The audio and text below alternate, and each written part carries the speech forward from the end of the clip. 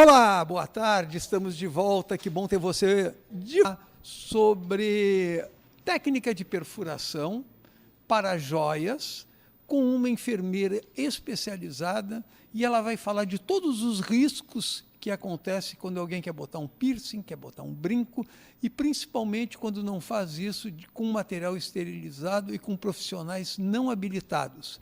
É isso que a enfermeira Aline vai hoje nos explicar. Ela tem uma longa trajetória na área da saúde, era há mais de 10 anos enfermeira, 15 anos como técnica de enfermagem, e trabalhou com várias técnicas, sobretudo acupuntura e outras técnicas de enfermagem, até chegar nessa especialização da perfuração. Boa tarde, Aline, é um prazer muito grande estar com você aqui, e eu queria que você explicasse para o nosso público um pouco do que eu falei aqui. Quem pode fazer, onde pode fazer, qualquer lugar. Então, primeiramente, boa tarde, obrigada pelo espaço, né? Eu gostaria de falar que o furo humanizado, ele não é simplesmente um furinho, como muita gente diz, eu preciso fazer um furinho, eu quero fazer um furinho na minha orelha. Antes de a gente fazer esse furinho, muitas coisas devem ser levadas em consideração, como qual é a joia, a espessura da joia, o material dessa joia. Todos os materiais devem ser esterilizados.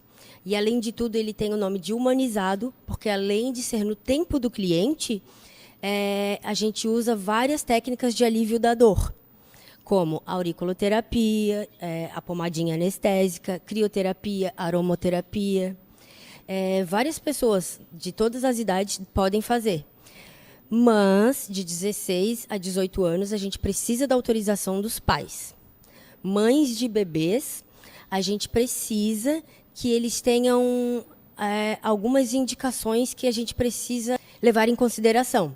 Como a criança ela tem que ter mais de 2,5 kg, ela precisa ter mais de 37 semanas de gestação e já ter feito as vacinas da maternidade.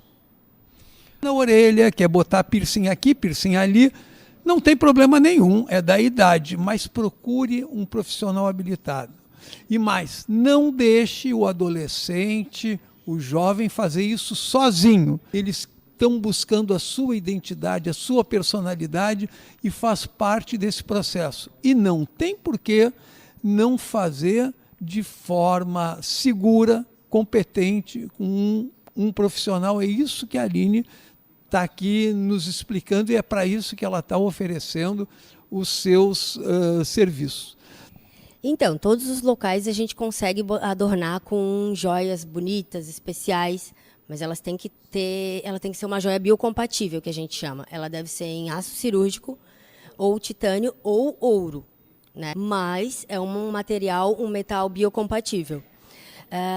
Todos os locais eles podem ser adornados, sim, cada um com sua técnica específica e com o uso do catéter para cada joia, para cada espessura de cada joia. Perfeito. Tem uma no nariz. É possível colocar uma joia delicada no nariz sem causar maiores danos? Sim, é possível e é o que eu mais indico. Eu indico principalmente para os adolescentes, né, que eles não sabem muito o que fazer, mas eles são meio revoltosos, como você já disse, querem botar porque querem botar. Eu sempre digo, olha, começa com algo mais discreto, né, porque a grande maioria quer botar uma argola bem adornada. Não, vamos começar por um pontinho de luz.